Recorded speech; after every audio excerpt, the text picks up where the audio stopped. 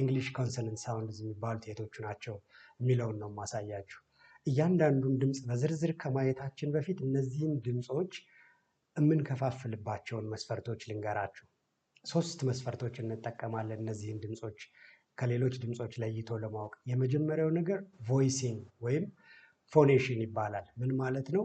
ድምፆቹን ለማውጣት ስንሞክር ጉሮሯችን ላይ በሚፈጠረው የግብግቢት መጠን ወይም ሁኔታ ምክንያት የድምፁን ባህሪ የምንለይበት አንደኛው መስፈርት እሱ ቮይሲንግ ወይም ፎኔሽን እንለዋለን። በዚህ መስፈርት መሰረት ድምፆቹን ለሁለት እንከፍላቸዋለን። በዝርዝር በዚህ የተከፈሉትን ቀጥሎ አሳያችኋለሁ። ከዛ በፊት ግን ሌሎቹን መስፈርቶችም ልግለጽላችሁ። ሁለተኛው መስፈርት ፕሌስ ኦፍ አርቲኩሌሽን ይባላል።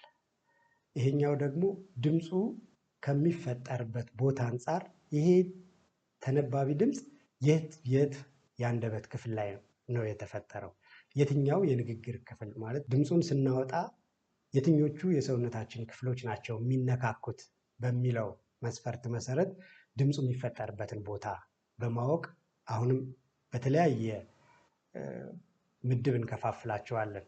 ሶስተኛው ደግሞ ማነር ኦፍ አርቲኩሌሽን ይባላል። ይሄኛው ደግሞ ምንድነው የሚያደርገው? ድምፆቹ ከሚፈጠሩበት ባህሪ አንጻር ቅድም ከፎኔሽን እና ከፕሌስ አንጻር አይተናቸዋል።